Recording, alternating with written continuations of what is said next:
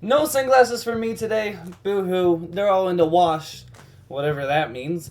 And so today we're going to be reviewing For Crying Out Loud by FINNEAS. FINNEAS is Billie Eilish's older brother who helps her with a lot of her production. And I like a couple songs from him back in the day, Medieval, and I like the single For Crying Out Loud for this album. So when the album dropped just like a week ago or whatever, I was like, okay, I'll give it a listen. I'll give it a little spin, you know? I want to hear what he's got to announce to me. So I checked it out, and it was good. It was good. It was a good album. I enjoyed it. It was fun. It was vibey. I liked the piano, the instrumentals. Very well done production. It all sounded together sonically, the whole album. So there's that.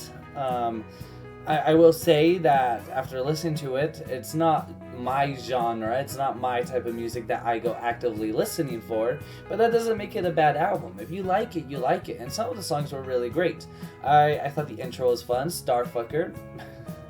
That's a fun song. I liked What's It Gonna Take to Break Your Heart a lot, actually, when I got into that. The grooviness. I like his choruses. He does a really good job with all of his choruses on the whole album. His verses, though, aren't that good, in my opinion. They're kind of lacking. They don't have much substance to them. His drier voice is not as good, in my opinion. Take it as, with a grain of salt. Again, this is not my type of music, but I did enjoy the choruses a lot. So, there's that. I didn't like Cleats. Cleats is the third song into it. I thought it was boring. I didn't like the instrumentals. I really didn't like anything about it. Honestly, I think he should have pulled it out of the album. It was a little cute song, I guess, but I don't think it added to the album too much. It did a little bit, I guess. I don't know. I don't like Cleats. Little Window is the song afterwards, and that song is all about your phone and how technology is ruining us, kind of. I feel like there's been a lot of songs like that. I just did Tom York's album. What's it called? Anima. I just did Tom York's album, Anima. He had a song kind of similar to it in some ways. Not exact, but similar. You could get connections from both of them.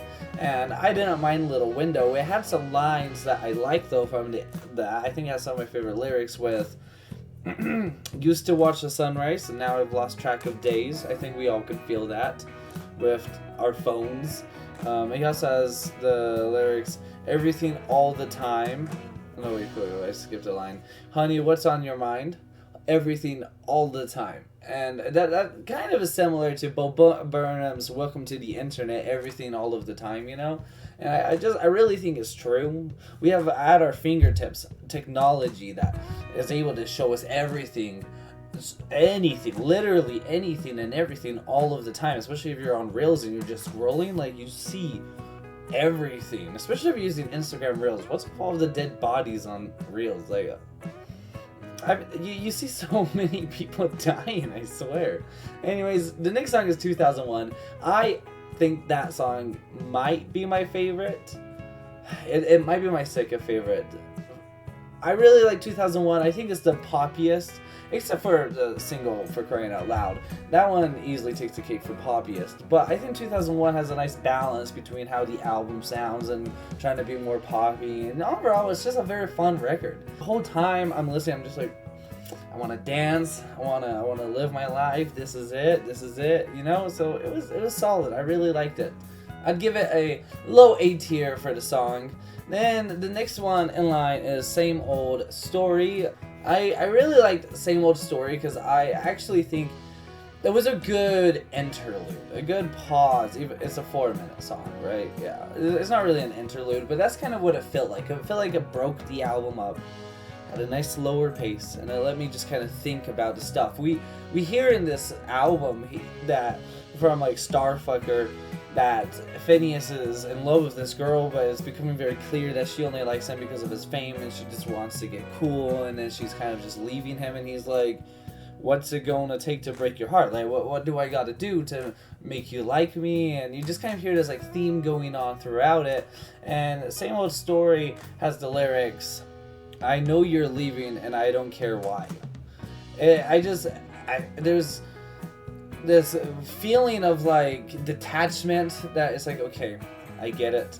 I'm done with this. It's just kind of a moving on feeling.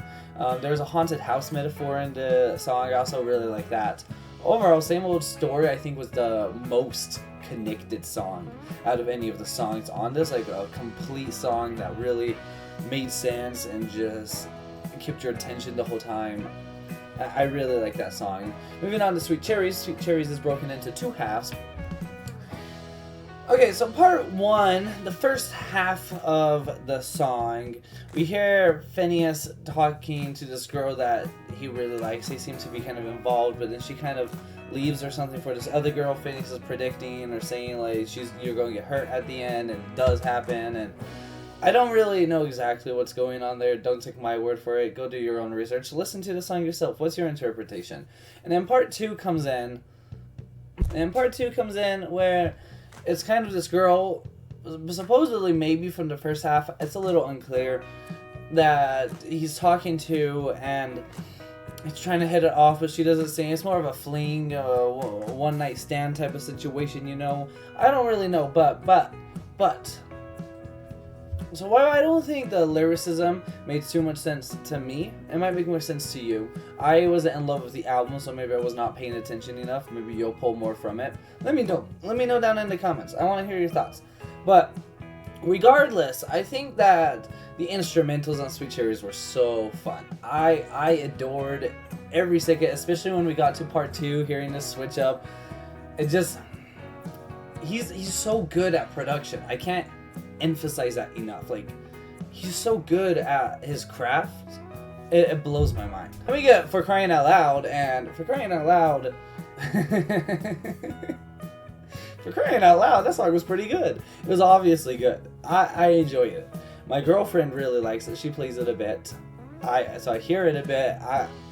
I think it's probably one of the best tracks from the album as far as catchiness and just overall the tone you get from it, the feelings. It has a lot of emotion in it, so maybe that's why I like it a lot. The emotion, I think, is very strong in that song. Same with Same Old Story. Both of those songs, the emotion, you could really feel it coming out of him.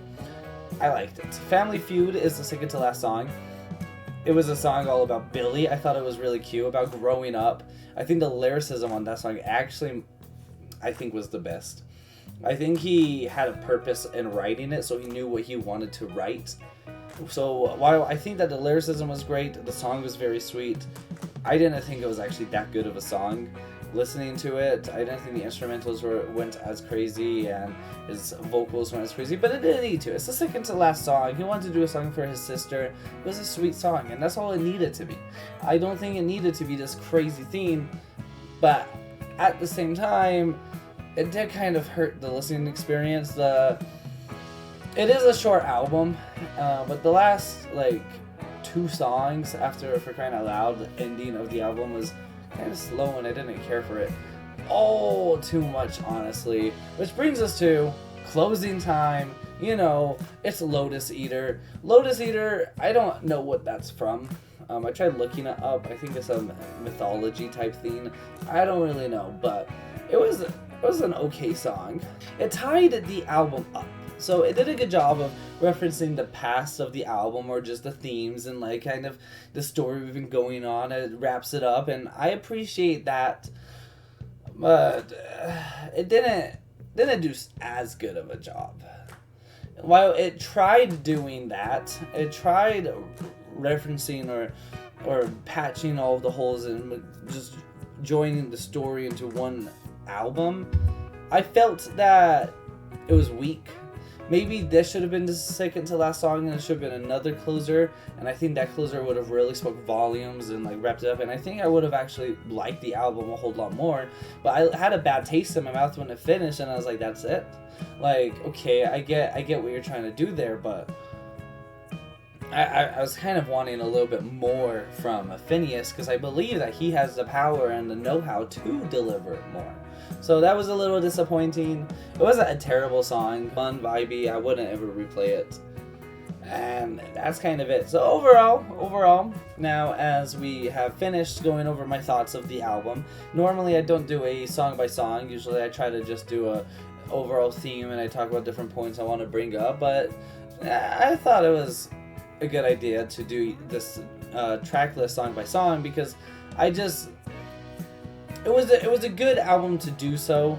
Everything kind of had a different story that it was going on about, and I just wanted to touch on the different songs because they all had their own uniqueness to them, which is really cool. I like that. Is it my favorite album? No, not by yards. Where would I put it on my tier list? Well, let's look at it. I would probably put it below Mother Mother and B Tier. The bottom of B Tier. That's what I thought about it. I like them more than Tom York's album, and obviously more than Sabrina Carpenter's album. So that's where I go. Now, if you enjoyed this video and want me to react to an album, I might be able to get around to it. Let me know down below. Anyway, subscribe. Peace. お前はもう